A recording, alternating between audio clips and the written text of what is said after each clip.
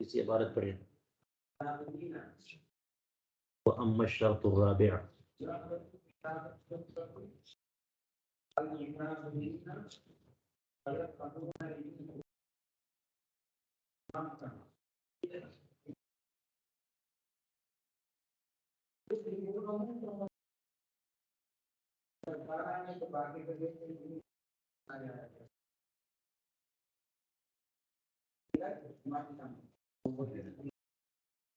وأما الشرط الرابع أن لا يشك في عين الصيد ولا في قتل جارحه له من قبل ذلك من قبل ذلك اختلفوا في أكل الصيد إذا غاب مسرعه. فقال مالك مرة لا بأس بأكل الصيد إذا غاب عنك مسرعه إذا وجدت به أثر من كلبك أو كان به سهمك ما لم يبت فإذا بات فإني أكره وبالكراهية قال الثوري وقال عبد الوهاب إذا بات الصيد من الجارح لم يؤكل وفي السهم خلاف وقال ابن ماجشون يؤكل فيهما جميعا إذا وجد منفوذ المقاتل. وقال مالك في المدونة لا يؤكل فيهما جميعا إذا بات وإن وجد منفوذ المقاتل. وقال الشافعي القياس أن لا تأكله إذا غاب عنك مسرعه. وقال أبو حنيفة إذا توالي الصيد والكلب في طلبه فوجده مرسل مقتولا جاز أكله ما لم يترك الكلب طلب فإن تركه كرهنا أكله. چلیے بس کریے. بسم اللہ الرحمن الرحیم. فرماتے ہیں وَأَمَّا الشَّرْطُ الرَّابِعُ وَهُوَ أَنْ لَا يُشَكَّ فِي عَيْنِ الصَّيْدِ وَلَا فِي قَتْلِ جَارِحِهِ لَهُ. فرمایا تھا نا کہ کل 8 شرطیں ہیں. ان میں 2 وہ شرطیں ہیں جو کہ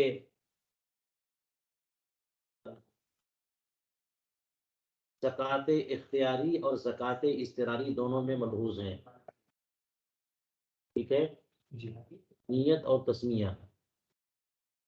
اور باقی 6 شرطیں وہ ہیں جو کہ زکوٰۃ اضطراریہ میں ملحوظ ہیں، وہ شرط ہیں. تو چلیے ان میں تیسری شرط کے بارے میں بتا دیا کہ عقر میں یعنی زخم لگانے میں کوئی ایسا جانور شریک نہ ہو جائے جس جانور کو آپ نے بھیجا نہیں تھا، یعنی جس کا عقر زکوٰۃ شرعیہ نہ ہو. اب چوتھی شرط پہ آ جائیے. فرماتے وَأَمَّا الشَّرْطُ الرَّابِعُ، چوتھی شرط کہ عین صید میں کوئی شک نہ رہ جائے، کوئی شک نہ ہو، اور نہ ہی اس کے زخمی کرنے والے جانور جس نے زخمی کیا ہے اسے اسی نے قتل کیا ہے، اس میں بھی کوئی شک نہ رہ جائے. نہ تو صید میں شک ہو اور نہ اس میں شک ہو کہ اس کو مارا کس نے ہے، ہمارے بھیجے ہوئے کتے نے ہی اسے مارا ہے، کسی اور نے نہیں. 2 الگ چیزیں ہوئی نا. ایک مسید میں شک نہ ہو، مسید میں شک نہ ہو یعنی جس شکار پر ہم نے دوڑایا تھا یہ وہی والا ہے جانور، کوئی اور نہیں ہے، بدل گیا، شک نہیں ہونا چاہیے. دوسرا یہ کہ اس کو مارا ہے جس جارح کو میں نے بھیجا تھا اسی نے مارا ہے. اگر میں نے تیر چھوڑا تھا تو اسی تیر نے زخمی کیا ہے، میں نے کتا چھوڑا تھا تو اسی کتے نے اسے مارا ہے. ان دونوں میں شک نہ ہو، یہ بھی شرط ہے. ٹھیک ہے جی. اس معاملے میں تو چلیے ٹھیک ہے، لیکن تفصیلات میں اختلاف ہو گیا. فمن قبل ذلك اختلفوا في اكل الصيد اذا غاب مصرعه، جب شکار کا مصرع غائب ہو جائے تو اب اس شکار کو کھایا جائے گا کہ نہیں کھایا جائے گا، اس میں اختلاف ہو گیا. مصرع یعنی جہاں پر وہ مرا، تڑپنے کی جگہ، قتل ہونے کی جگہ، مرنے کی جگہ، جہاں پہ اسے زخمی کیا گیا، قتل گاہ کو مصرع کہتے ہیں. جہاں کسی کو پٹک دیا جائے، ٹھیک ہے، مار ڈالا جائے، تو جہاں پر وہ شکار گرا ہے اور گر کر کے اس نے دم توڑا ہے، وہ جگہ اگر غائب ہو گئی معلوم نہیں ہے، یعنی صائد کو اب وہ تلاش کر رہا ہے پتہ نہیں کہاں گیا، پتہ نہیں کہاں گیا، تو اس میں اختلاف ہو گیا کہ کیا اسے کھا سکتے ہیں یا نہیں کھا سکتے۔ اس لیے ضروری ہوتا ہے کہ صائد جو ہے نظر میں رکھے، ٹھیک ہے۔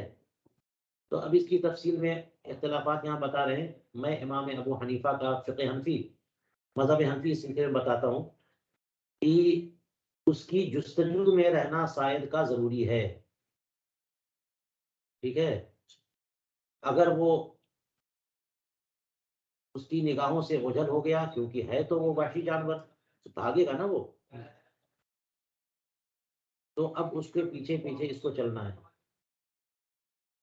اور جب پہنچا ڈھونڈتے ڈھونڈتے تلاش میں مسلسل 1 گھنٹہ لگ گیا، 2 گھنٹے لگ گئے تلاش کرتے کرتے، پھر اتنی دیر میں وہ ملا شکار، اور جب ملا تو مرا ہوا تھا، تو حلال ہے اگرچہ دیر ہوگی۔ اور اگر یہ رک گیا، اس کا پیچھا کرتے کرتے تھک چکا تھا اور رک گیا، ذرا دم لینے لگا، اور جب تھوڑا آرام ملا پھر دوڑا اور اسے مل گیا وہ جانور اور مرا ملا، تو حرام۔ بات سمجھ میں آ رہی ہے؟ وجہ یہی ہے کہ جب وہ گیا اور وہ شکار اسے مل گیا مرا ہوا، تو اس کی طرف سے اگر کوئی کوتاہی اور سستی نہیں تھی، تو یہ احتمال یہاں پر نہیں مانا جائے گا کہ ہم نے جو کتا چھوڑا تھا اسی نے اس کو مارا ہے یا پھر کسی اور وجہ سے مرا۔ لیکن اگر وہ کہیں رک گیا بیچ میں کہ تھوڑا پانی لے لیتا ہوں، تھوڑا یہ بات کر لیتا ہوں، تھوڑا خیریت پوچھ لیتا ہوں، تھک گیا ہوں تھوڑا آرام کر لیتا ہوں دوڑتے دوڑتے، تو یہ جو ایک بات بیچ میں آ گئی ہے، اب وہاں پر وہ جو احتمال ہے نا، وہ احتمال اثر کرے گا اور اس جانور کو میتا قرار دے گا کہ جب آرام کرنے کے بعد ایک وقفے کے بعد وہ پہنچا اور مرا ہوا ملا، تو وہاں اس بات کا احتمال ہے کہ ہو سکتا ہے ہم نے جس جانور کو چھوڑا تھا اس سے یہ نہ مرا ہو، بلکہ آ کر کے کسی اور تیر نے مارا ہو، کسی اور جانور نے حملہ کر دیا ہو، کوئی اور وجہ ہو اس کی موت کی، کیونکہ بات آپ نے پڑھ لی ہے کہ تیر سیدھا اس پہ جائے اور زخمی کرے، اسی زخم سے وہ مرے، ٹھیک ہے، کیونکہ آپ نے پڑھ لیا کہ تیر سیدھا جائے اور زخمی کیا لیکن پھر کسی اور نے اس کو مار دیا تو حرام ہے۔ اسی طرح کتے کو چھوڑا اور سیدھا گیا اسی پہ، اس نے حملہ کیا اور اسی سے مرا، وہ یہ دیکھ رہا ہے اسی سے مرا، اب اس کو حاصل کرنے میں مر چکا ہے، اب وہ دیر ہوتی تو الگ بات ہے، لیکن جب وہ شکار کھڑا ہوا اور جھاڑیوں میں جا چھپا تو نگاہوں سے اوجھل ہو گیا نا، تو اب یہ جو ہے نا اس کی طلب میں دوڑے گا اور دوڑتے دوڑتے پکڑے گا، اور پکڑنے میں جتنی بھی تاخیر ہو، اگر یہ سستی اپنی طرف سے نہیں کرتا تو وہ حلال ہے، اور اگر کسی وجہ سے سستی اس نے کر دی، کوئی بھی عذر ہو، اور پھر وہ ملا مرا ہوا، تو وہ حرام ہے۔ بات سمجھ میں آ گئی؟ یہ ہم نے مذہب حنفی بتا دیا آپ کو۔ اب آئیے دیکھیں کہ اس سلسلے میں یہ کتنے اقوال بیان کرتے ہیں۔ بہت سارے نام علامہ ابن رشد بیان کرتے ہیں جن میں لگتا ہے کہ یہ سب فقہا ہیں مالکی فقہ کے، مذہب کے، ہے نا۔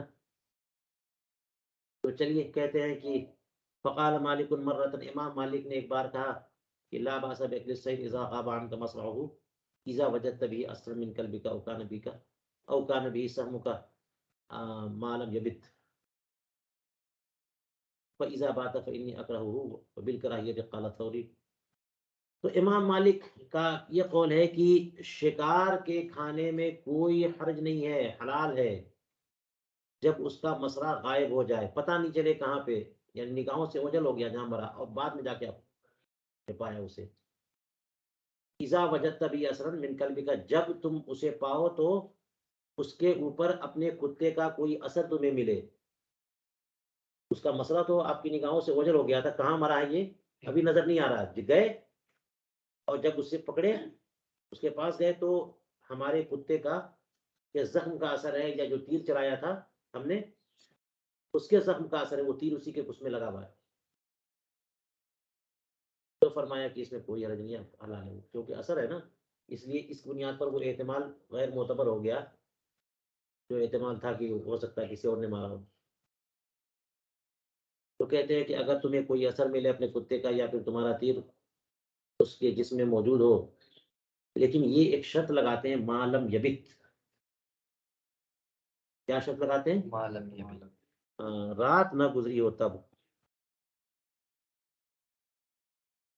اتنی تاخیر ہو گئی کہ ایک رات گزر گئی، تو اب وہ اگرچہ آپ کا تیر لگا اور اب یہ سب چیزیں ہوئی ہیں، مگر پھر بھی وہ بڑا لمبا وقت گزر گیا، معلوم یبت، اگر رات نہیں گزری ہے تو حلال ہے آپ کے لیے۔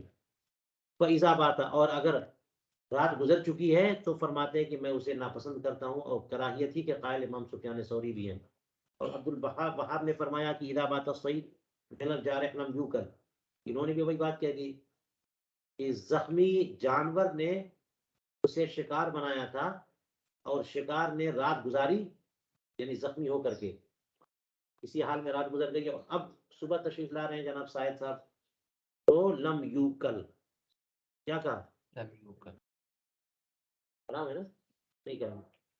وفس ہمیں خلاف، یہ کتے اور تلوار میں انہوں نے فرق کر دیا، کنہوں نے؟ عبد الوہاب نے۔ امام مالک نے کلب اور سہم دونوں کو ایک درجے میں رکھا، اور عبد الوہاب نے کیا کیا؟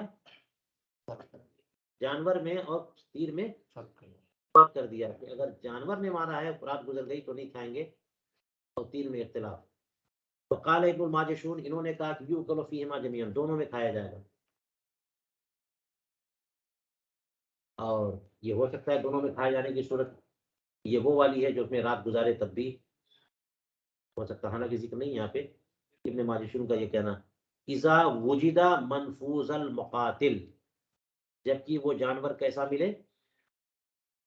منفوذ المقاتل ملے، یعنی اس کے ان اعضاء میں تیر پیوست ہو کہ جن سے موت ہو جاتی ہے، ٹھیک ہے نا، پاؤں میں ادھر ادھر تو تیر پیوست ہو تو کہاں موت ہوتی ہے، تو منفوذ المقاتل اگر ملتا ہے، یعنی وہی بات کہ اس پر تیر کا نشان، زخمی ہونے کا، تیر کے ذریعے زخمی ہونے کا نشان ہو، یا پھر یہ کہ وہ تیر اس کے گلے میں یا پیٹ میں یا سر میں سرایت کے بعد۔ امام مالک اپنی کتاب المدونہ میں فرماتے ہیں، یہ مذہب مالکی کی بڑی معتبر کتاب ہے، لا یؤکل فیہما جمیعا اذا بات، نہ کتے والی صورت میں اور نہ ہی تیر والی صورت میں، دونوں صورتوں میں نہیں کھائیں گے، اذا باتا، رات گزر، ان وجہ یہ ان وصلیہ لگتا ہے، ان وصلیہ ٹھیک، اگرچہ وہ شکار کیسا ملے؟ منفوذ المقاتل ملے، رات گزر گئی تو نہیں، ایسا اگرچہ ملے کہ اس کے جسم کے مرکزی اعضاء میں ہے نا وہ جارح صلاحیت کیے ہوئے ہے، تب بھی نہیں۔ امام شافعی فرماتے ہیں القیاس ان لا تاکلہ اذا غاب عنک مسرہ، فرماتے ہیں کہ قیاس یہ کہتا ہے کہ آپ اسے نہیں کھاؤ اگر اس کا مسرہ تم سے غائب ہو گیا، اور امام ابو حنیفہ فرماتے ہیں، یہ بھی دیکھیے سب لوگ اس بات پہ جا رہے ہیں کہ نہیں جا رہے ہیں، مسئلہ غائب ہو گیا تو مسئلہ ہو جائے گا۔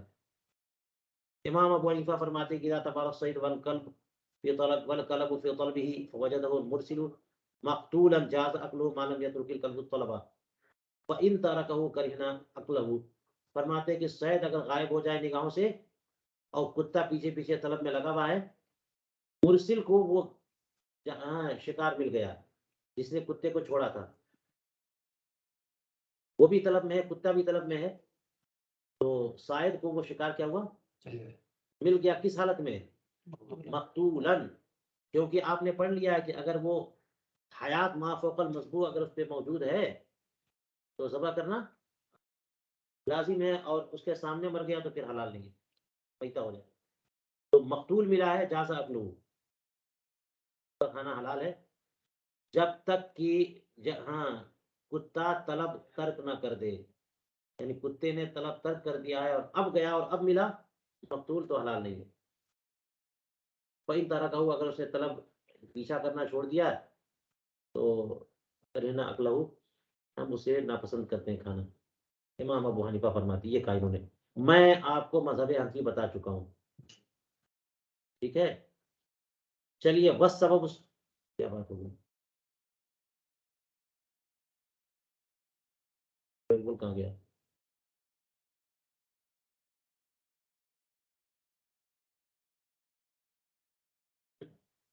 اس میں بھی نسخہ دیکھو, نہیں ہے اس کو کچھ.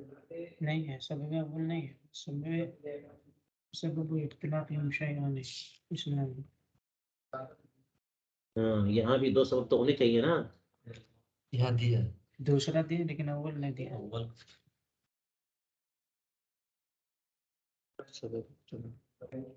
وہی وہی ہے تو. الشك العارض في عين السيد وفي الزكاة. ہاں یہاں پر جو ہے عبارت چھوٹی ہوئی ہے. کیا ہے وہ عبارت؟ الشك العارض في عين السيد أو في بس زكاة. سبب و شیعان کہا.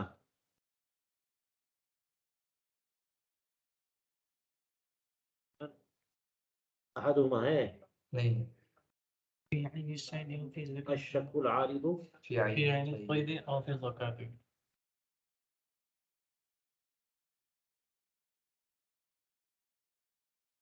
او. زكاة. تو یہ جو اختلافات ہوئے ہیں اتنے, امام ابو حنیفہ, امام شافعی, امام مالک اور پھر امام مالک کے متبع فقہا, کتنے اقوال آ گئے نا. تو سبب اس اختلاف کا کیا ہے؟ دو چیزیں ہیں. ایک تو یہ کہ اوپر بات ہو چکی تھی کہ شک ہے, بتایا تھا سب نے کہ کنفرم ہونا چاہیے اور کوئی شک نہیں ہونا چاہیے اس شکار میں, جانور میں بھی, کہ وہی والا ہے کہ نہیں ہے, اور اس میں بھی شک نہیں ہونا چاہیے کہ اسی ہم نے جو آلہ بھیجا ہے اسی کے ذریعے قتل ہو, اس میں بھی شک نہیں ہونا چاہیے. تو یہاں تو شک ہو گیا نا, عین صید میں شک ہو گیا, یا زکات صید میں شک ہو گیا کہ زکات شرعیہ ہوئی بھی کہ نہیں ہوئی اس کی. سبب ثانی یہ ہے کہ اختلاف الآثار فی هذا الباب, روایتوں کا اختلاف اس سلسلے میں. اس وجہ سے امام مسلم ہے, امام نسائی ہے, امام ترمذی ہے, ابو داؤد ہے, یہ سب لوگ جو ہے نا امام حضرت ابو ثعلبہ خشنی رضی اللہ تعالیٰ عنہ سے روایت کرتے ہیں کہ نبی کریم علیہ الصلوۃ والسلام کا ارشاد فی الذی یدرک صیدہ بعد ثلاث, کہ جو بندہ اپنے شکار کو 3 دن کے بعد پائے, 3 دن کے بعد ملا ہے وہ شکار, اب کیا کرے؟ فرمایا سرکار نے کہ کل ما لم ینطق, اگر بدبو نہ آتی ہو تو کھا لو, ڈر نہیں گیا جانور تو کھا لو. اس میں تو بڑی تو وسعت ہو گئی نا. اور امام مسلم نے عن ابی ثعلبہ انہی کی سند سے روایت کیا, نبی کریم علیہ الصلوۃ والسلام کا ارشاد کیا, اذا رمیت سہمک فغاب عن مصرعه فقل ما لم یبت. دیکھیے یہاں ما لم یبت کی قید ہے. فرمایا کہ جب تم نے اپنا تیر چلا دیا اور اس کا مسرع اور مقتل تمہاری نگاہوں سے اوجھل ہو گیا تو تم کھا لو اگر رات نہ گزری ہو تو. تعارض ہوا کہ نہیں ہوا؟ وہاں 3 دن کا مسئلہ ہے, اجازت مل رہی ہے, اور یہاں رات نہ گزرنے کی شرط لگائی جا رہی ہے. ایک اور روایت حضرت عدی بن حاتم کی ہے کہ حضور کریم علیہ الصلوۃ والسلام کا ارشاد اذا وجدت سہمک فیہ ولم تجد فیہ اثر سبع علمت ان, واہ ہے نا, جی جی. واہ ہونے کی, وعلمت ان سہمک قتلہ فقل, فرمایا کہ تمہارا تیر اس میں مل جائے اور کسی درندے کا کوئی اثر وہاں نہ ملے اور تم جان لو کہ تمہارے تیر نے ہی اسے مارا ہے تو کھاؤ. یہ کنفرم کرنے کے لیے نہ ہوا, کسی اور درندے کا پنجہ اس میں نہ ملے, کسی اور نے مارا ہے. اس کا مطلب یہ ہوا کہ یقین ہو جائے کہ تمہارے تیر نے ہی اسے مارا ہے. اب بتائیے تعارض ہوا کہ نہیں ہوا؟ تو پہلی روایت میں کتنی وسعت ہے؟ جو لوگ اس طرف جائیں گے وہ تو کہیں گے نا کہ اگر رات گزرے بھی کھا لو, اور جو لوگ یہ کہیں گے معلوم یہ بیت, یہ حدیث معتبر ہے اور معلوم یہ بیت کی قید ہے تو اس لیے رات گزر گئی تو پھر نہیں. اور تیسری روایت میں بڑی تفصیل ہے کہ تم کو تمہارا ہی تیر ملے اور کسی اور درندے کا کوئی اثر نہ ملے تو پھر تم کھاؤ. اس کا مطلب یہ ہوا کہ احتمال اگر پیدا ہو جائے وہاں پہ کہ ہو سکتا ہے تمہارے تیر نے نہیں اور تمہارے جانور نے نہیں مارا ہو تو نہیں کھا سکتے ہو. اس وجہ سے اختلاف ہوا. فرماتے ومن ھذا الباب اختلاف، یہاں تک بات مکمل ہو گئی. ٹھیک ہے. فرماتے ہیں کہ اسی باب سے ہے فقہاء کرام کا اختلاف شکار کے متعلق. یصاد بالسہم، جس کو تیر سے شکار کیا جاتا ہو یا پھر جارح درندہ جو ہے اسے پکڑے اور پھر وہ پانی میں گر جائے، یعنی شکار، یا کسی بلند جگہ سے زمین پر گر پڑے. فَيَسْقُطُ فِي مَاءٍ أَوْ يَتَرَدَّى مِن مَكَانٍ عَالٍ. تو اب ان دو صورتوں میں کیا ہے؟ کون سی دو صورت؟ کہ آپ نے اڑتا ہوا پرندہ جو ہے نا اس کو تیر مارا اور وہ تیر لگ کر کے پانی میں گرا یا پھر پہاڑ پہ ٹیلے پہ گرا وہ پرندہ، تو پانی میں گرا حرام ہے. ٹھیک ہے. اور ٹیلے پہ گرا اور اس کے بعد پھر زمین پر گرا اور مرا تو حرام ہے. اور سیدھے زمین پر گرا تو حلال ہے. بات سمجھ میں آئی؟ اب یہاں پر جو ہے نا ایک بات ذہن میں رکھنا تو آپ کو سب مسئلہ آسان لگے گا، ورنہ کہیں گے اتنا کیوں الجھاؤ پیدا ہونا. وہ یہ کہ یہاں پر احتمال نہیں ہونا چاہیے. احتمال پیدا ہو گیا نا جانب مخالف کا، وہی کافی ہے حرمت کے لیے. صرف احتمال پیدا ہو جائے، ہو سکتا ہے اس وجہ سے مرا، اور وہ احتمال ایسا ہو کہ جس میں عذر نہ ہو، ہے نا. یعنی ایسا وہ بھی عذر اس کا بندے کا عذر ہے تو معتبر نہیں ہے. بندے کا عذر کوئی عذر ہو تو اب دیکھیے مثال کے طور پر یہ تیر سے اڑتے ہوئے پرندے کو شکار کیا، اب وہ زخمی ہوا، وہ پرندہ پانی میں گرا اور جا کے آپ نے پکڑ لیا، تو اس میں احتمال یہ ہے کہ ہو سکتا ہے پانی میں گرنے کی وجہ سے مرا، ہو سکتا ہے آپ کے تیر سے مرا، ہو سکتا ہے پانی میں گرنے کی وجہ سے مرا. اسی طرح سے بلند جگہ پر گرا اور پھر دوبارہ زمین پر گرا اور جا کے پکڑا آپ نے، تو احتمال ہے کہ وہ زمین پر جب گرا تھا بلند جگہ پہ، اس کے بعد دوبارہ جو وہاں سے گرا ہے نا اس دوبارہ چوٹ لگی ہے، اس کی وجہ سے وہ مرا، ہمارے دل سے نہیں مرا. یہ احتمال بھی کافی اس کے حرام ہونے کے لیے. لیکن اگر ڈائریکٹ وہ زمین پہ گرا تو یہاں بھی احتمال ہے کہ ہو سکتا ہے ہمارے تیر سے مرا، ہو سکتا ہے زمین پہ جو گرا ہے زمین سے جو چوٹ لگی اس سے مرا. لیکن یہ احتمال اس احتمال کی بنیاد پر حرام نہیں ہوگا کیونکہ وہ صورت نہیں پکڑنے کی. بات سمجھ میں آ رہی ہے؟ ہاتھ پہ تو نہیں گرے گا نا. بات سمجھ آئی؟ اس لیے اگر یہ بھی صورت نہ ہوتی کہ نہیں یہاں پر کسی احتمال کو بھی پکڑ لیتے، کہتے نہیں تب بھی حرام ہو سکتا ہے کہ زمین پہ گرنے سے جو ٹکراؤ پیدا ہوا، چوٹ ہوئی، اس کی وجہ سے مرا. اگر یہ بھی معتبر ہو جائے احتمال اور حرام قرار دے دیں تو پھر شکار کی صورت کیا ہوگی؟ شکار تو پھر قرآن پاک کے نص سے حلال ہوا ہے. بات سمجھ آئی؟ تو اس لیے اس کا اعتبار نہیں ہے. یہ تفصیلات آپ کو فقہ کی کتابوں میں مل جائے گی. یہاں پہ دیکھیے کیا کہہ رہے ہیں. اگر پانی ہی میں جو ہے کوئی پرندہ بہت سارے پرندے ہوتے ہیں ان کو بندوق سے مارو، تو پانی والا اس میں بھی تفصیل آپ کو مل جائے گی کہ اس میں یہ کہتے ہیں کہ پھر وہ جو زخم ہے وہ اگر پانی میں پڑا ہے تو پھر حرام ہے، اگر زخم پانی میں نہیں پڑا باقی حصہ پانی پڑا تو حلال ہے، بغیر تفصیلات. چلیے دیکھیے کہتے ہیں ومن ھذا الباب اختلافهم فی الصید یصاد بالسهم ویصیب الجارح. یہ جارح کا مطلب وہی یہاں تو فضا میں اڑنے والا پرندہ ہی نہ ہوگا جو پہاڑ پہ گرے گا یا پھر پانی میں گرے گا. تو تیر سے آپ نے ہواؤں میں چلایا تیر اور اس کو شکار کر لیا، یا پھر بازی پرندے کو لگایا پیچھے اسے شکار کیا، تو وہ پرندہ جو شکار تھا وہ گرا کہاں پر؟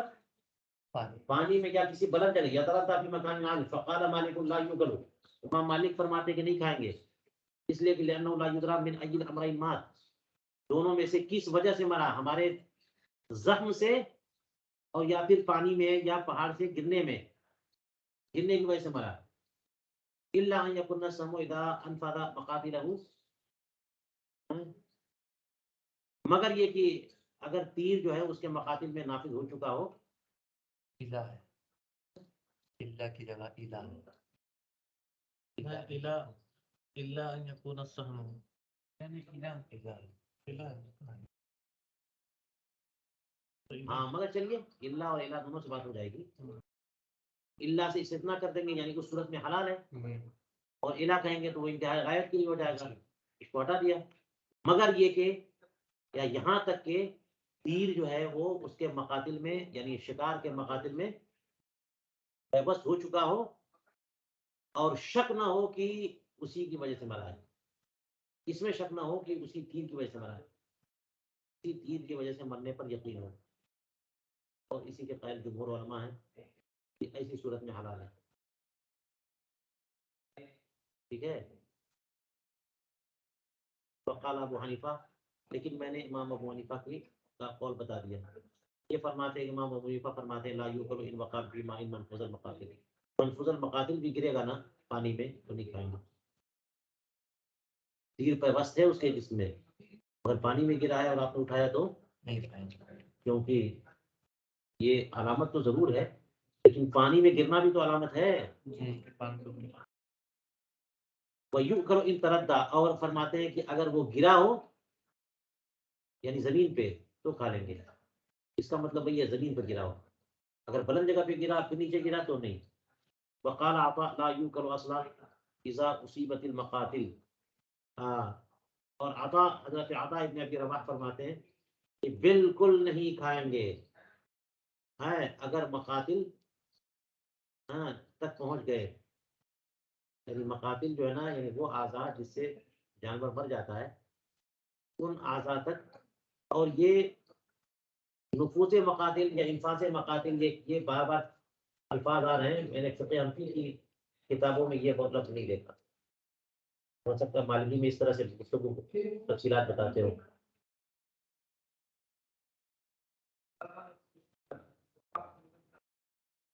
اور ہو سکتا ہے کسی حنفی فقہ میں ہوگی کتاب میں، کہتے ہیں کہ اذا اصیبت المقاتل وقع فی ماء او تردى من موضع عال، یعنی جب تیر جو ہے اس کے مقاتل کو لگا اور وہ جانور پانی میں گرا یا کسی بلند جگہ سے نیچے گرا تو وہ بالکل نہیں کھائیں گے، اس بات کے امکان کی وجہ سے کہ ہو سکتا ہے کہ اس کے ظہور نفس جو ہے تردی کی وجہ سے ہو یا پانی کی وجہ سے ہو، امکان ان یکون ظہور نفس ہی من قبل تردی، جو اس کی جان نکلی ہے وہ کس وجہ سے نکلی، پانی میں ڈوبنے کی وجہ سے، وہی گرنے کی وجہ سے، یعنی پہاڑ سے جو نیچے گرا، یا پھر یہ کہ پانی کی وجہ سے،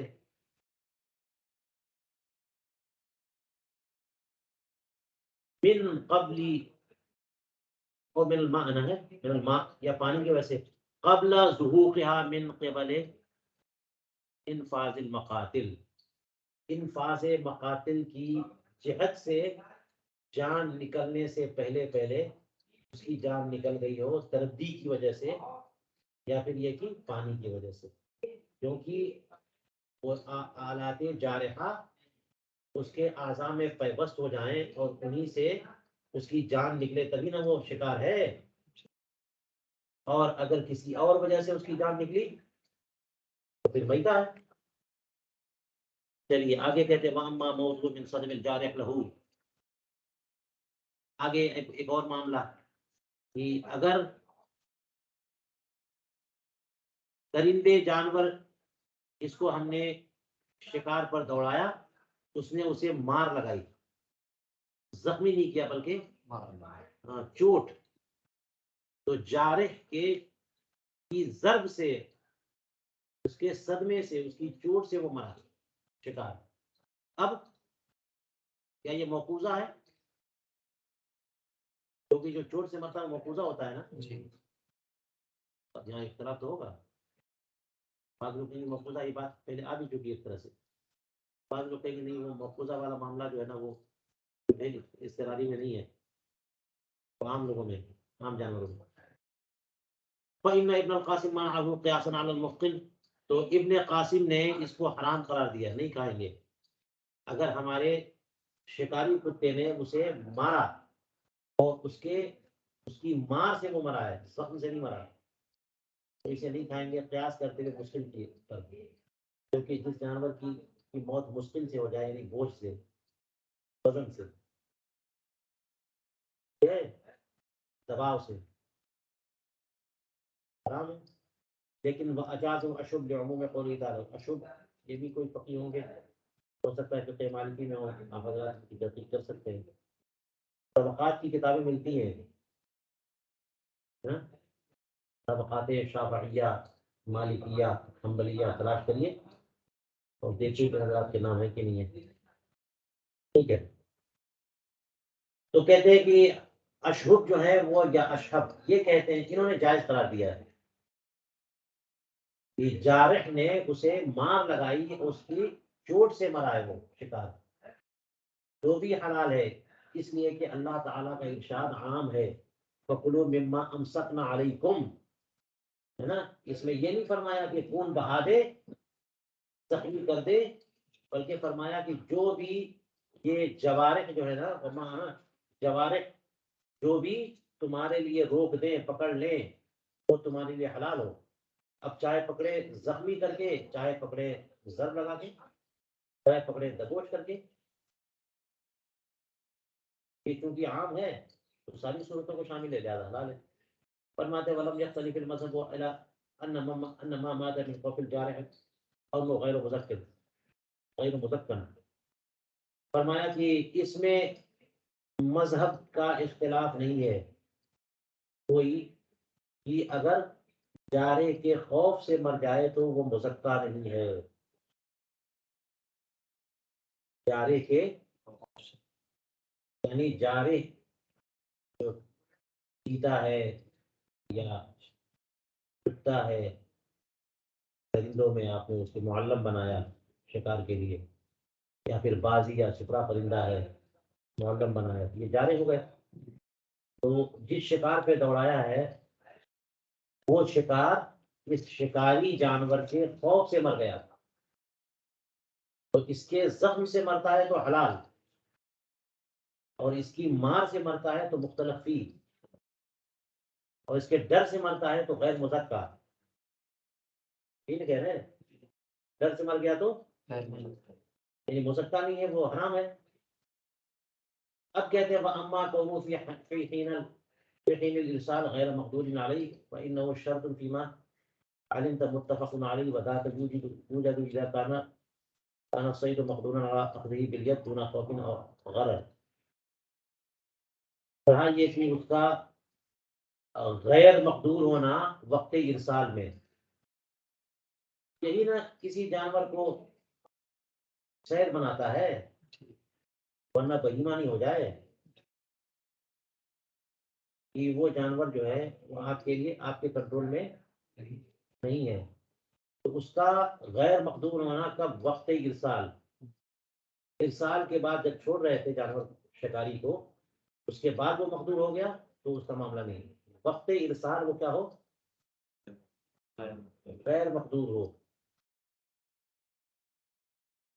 یہ شرط ہے، جیسا کہ آپ حضرات جان چکے ان جانوروں میں، شکار میں، وذالک یوجد اذا كان الصید مقدورا على اخذه بالید. اور مقدور علیہ کا مطلب مقدور علیہ بالید ہو، کہ آدمی ان کو کنٹرول میں لا سکے، ہاتھ سے پکڑ سکے بغیر کسی خوف اور غرر کے، بغیر ڈر کے. ڈر کے مارے دور گیا وہ، پھر پکڑ لیا، اور غرر کا معنی دھوکہ دے کر کے، اس طرح سے پکڑتے ہیں.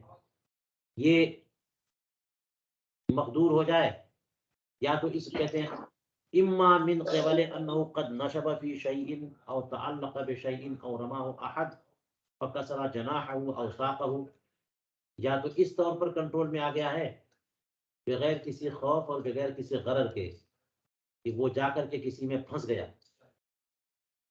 وہ شکار جو ہے نا بھاگتا بھاگتا کسی چیز میں پھنس گیا. اب تو پھنسے نا بابو، پکڑے جاؤ گے.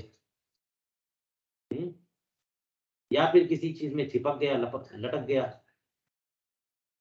اب وہ پکڑا جائے گا. یا پھر یہ کہ کسی نے اسے تیر مارا اور اس کا بازو توڑ دیا یا اس کی پنڈلی توڑ دی.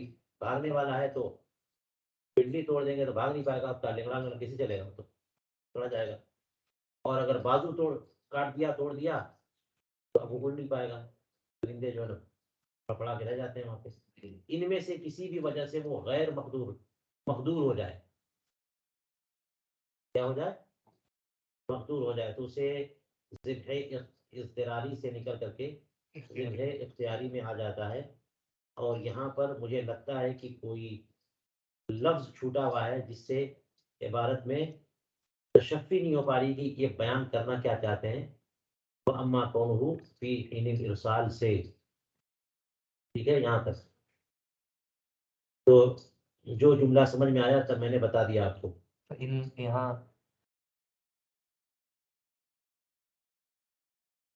اور اس نسخے میں بھی یہی عبارت ہے نا، وَأَمَّا قَوْلُهُ فِي حِينِ الْإِرْسَالِ غَيْرَ مَقْدُورٍ عَلَيْهِ فإنه شرط فيما علمت متفق عليه.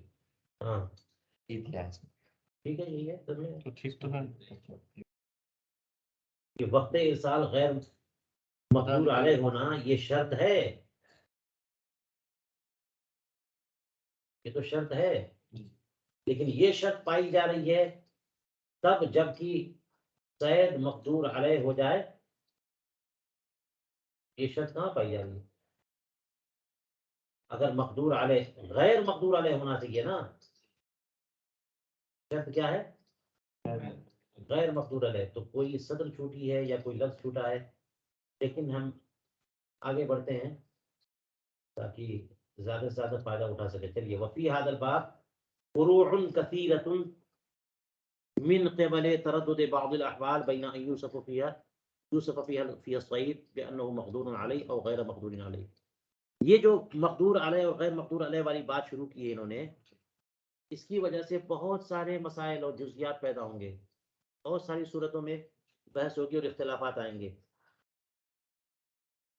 ٹھیک ہے، کہ مقدور علیہ ہے کہ غیر مقدور علیہ، اور کس وجہ سے یہ کثیر فرو ہوں گے. اس وجہ سے کہ من قبل تردد بعض احوال جو ہیں متردد ہوتے ہیں اس بارے میں کہ ان میں صید کو مقدور علیہ کہا جائے یا غیر مقدور علیہ کہا جائے. بِأَنْ يُوصَفَ فِيهَا الصَّيْدُ، ان احوال میں صید کو متصف کیا جائے اس بات سے کہ وہ کیا ہے، مقدور علیہ ہے یا غیر مقدور علیہ. اس میں اختلاف ہو جائے گا.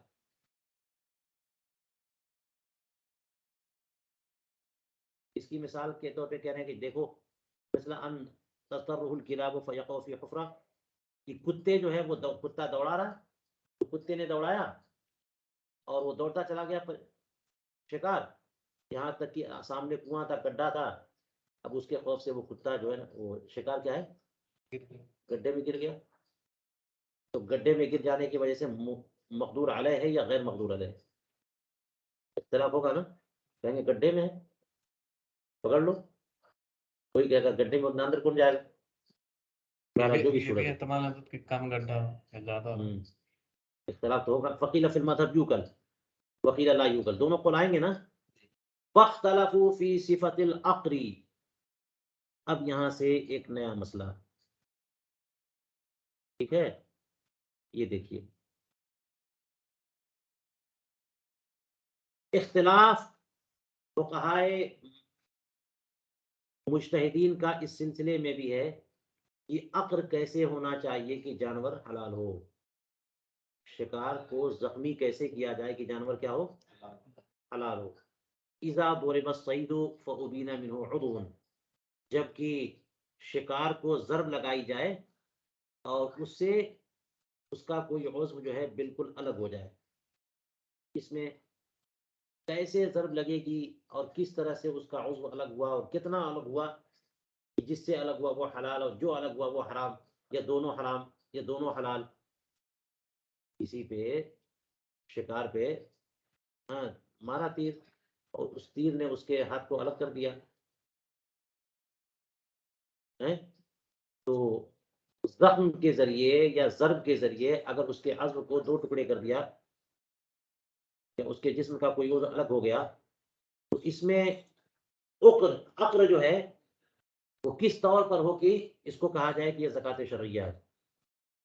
فقال قوم یؤکل الصید ما بان منہ، جو عضو اس سے الگ ہو گیا ہے نا اسے کھایا جائے گا.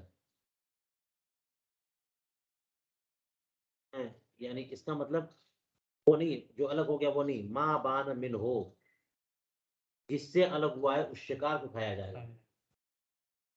یہاں پہ کسی نسخے میں ہے تو نہیں کہ جو الگ ہو گیا اس کو نہیں، مقصد وہی ہے. کچھ لوگوں نے فرمایا کہ جس شکار سے اس کے جسم کا کوئی حصہ الگ ہو گیا اس شکار کو کھایا جائے گا، کیونکہ یہ بھی ایسے ہی ہو گیا کہ اس کے جسم پہ ضرب لگائی یا اس کا ہاتھ الگ ہو گیا اور اسی کی وجہ سے مر گیا. فقال قوم جو کلام جميعا، کچھ لوگ کہتے ہیں کہ نہیں، دونوں، جو بائن ہو گیا جو الگ ہوا وہ بھی، اور جس سے الگ ہوا اس دونوں کو.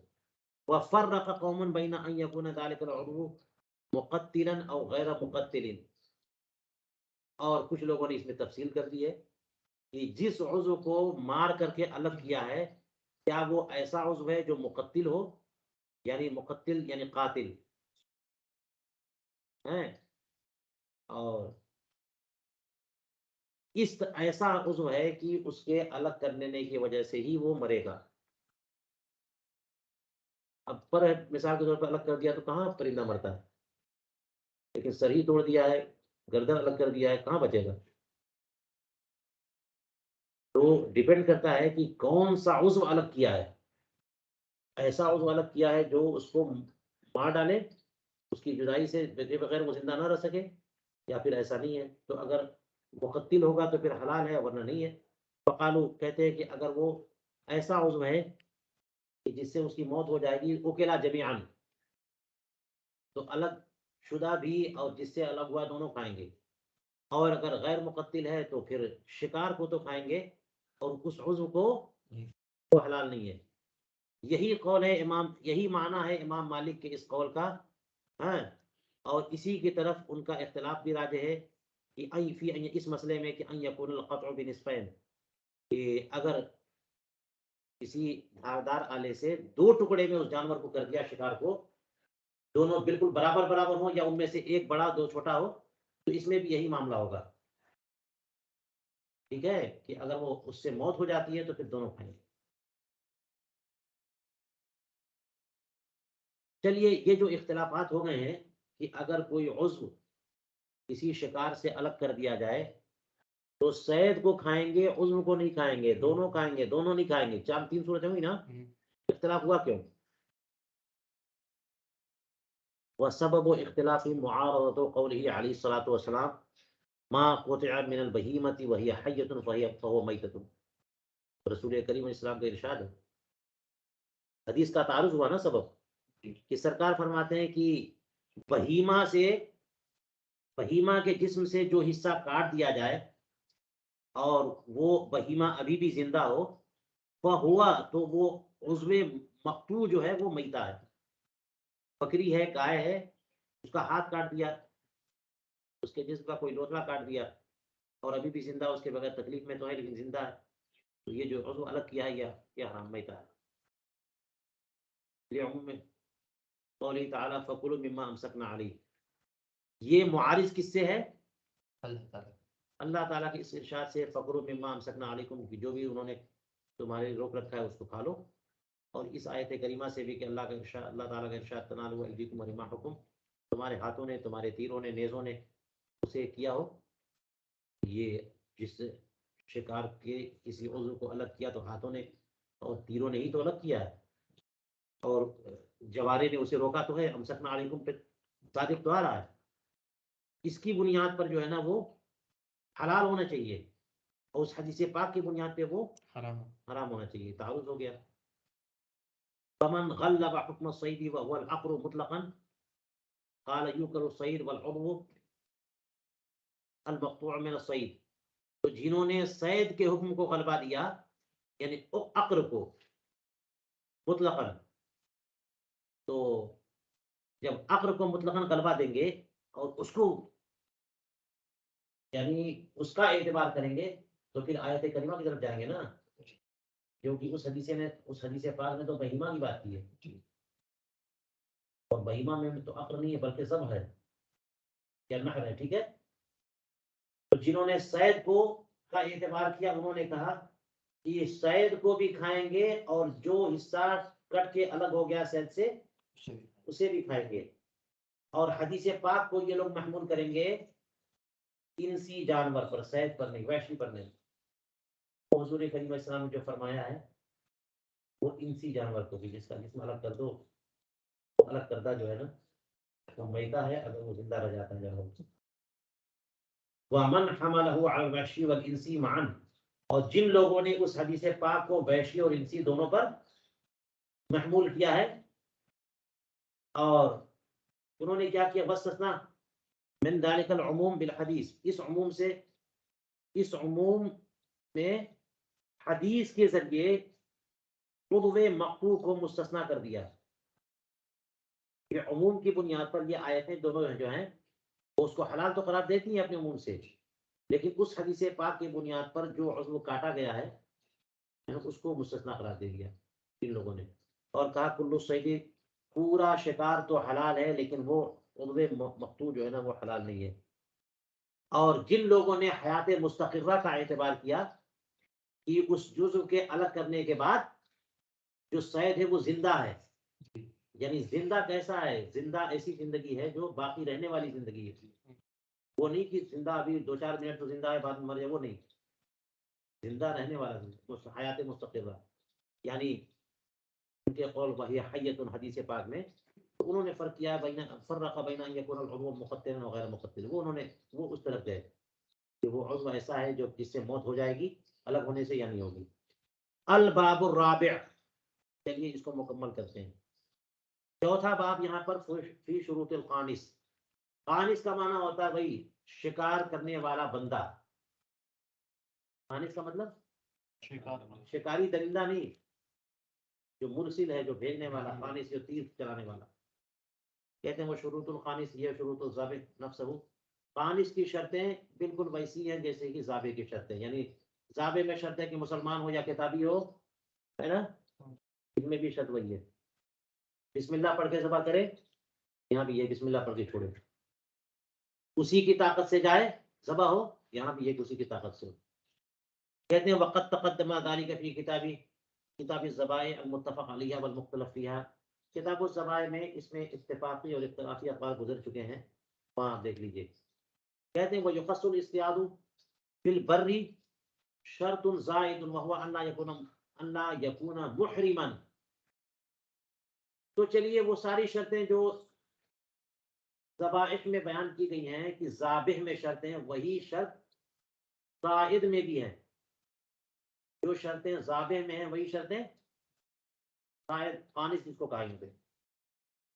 لیکن ایک شرط یہاں پر کیا کہتے ہیں کہ صید میں زائد ہے، وہ کیا ہے کہ شکار کرنے والا محرم نہ ہو، حالت احرام میں نہ ہو. ٹھیک ہے. اصطیاد فی البر میں یعنی خشکی میں شکار کرنے والا، کیونکہ قرآن پاک نے پانی میں شکار کرنے کی اجازت دے دی محرم کو بھی، احرام میں بھی. احل لکم صید البحر وطعامہ وحرم علیکم صید البر ما دمتم حرما. تو حالت احرام میں جو بندہ ہے حج کے لیے یا عمرے کے لیے جا رہا ہے، وہ خشکی کے جانور شکار کرتا ہے تو وہ اس کے لیے حرام ہے، اور جب شکار کر لے گا تو وہ حرام اس کے لیے بھی ہے، سب کے لیے حرام ہے. یہ شرط زائد ہے. وَهُوَ أَنْ لَا يَكُونَ مُحْرِمًا وَلَا خِلَافَ فِي ذَلِكَ. کوئی اختلاف بھی نہیں ہے، اس لیے کہ قرآن پاک کی نص قطعی ہے وَحُرِّمَ عَلَيْكُمْ صَيْدُ الْبَحْرِ صَيْدُ الْبَرِّ مَا دُمْتُمْ حُرُمًا فَإِنَّ اصْطِيَادَ مُحْرِمٍ کیا ہے؟ یعنی اصطاد محرم. اصطیاد مصدر کی بجائے اصطاد.